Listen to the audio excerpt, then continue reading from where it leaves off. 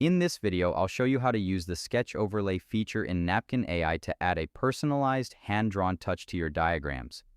I'll start by scrolling down to the ideation phase section of my document and clicking on the graphic to open the editor.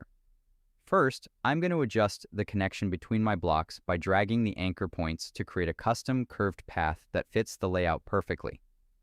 Next, let's use the sketch tool to add some emphasis. I'll manually draw a circle around the central ideation box. The overlay allows me to tweak the shape even after drawing, so I'll just pull these anchor points into place to get the curve exactly right. I'll also change the line style to a dashed stroke and add an arrowhead for better direction. To make it really pop against the white background, I'll switch the color to a vibrant pink. Finally, I'll use the sketch tool again to draw a rough rectangle around the concept validation section. This gives the diagram a professional yet organic whiteboard feel, which is great for making your content feel more engaging. I'll just refine these last few lines and adjust the positioning to ensure the whole visual looks balanced. And there you have it. That's the complete process of using the sketch overlay feature in Napkin AI.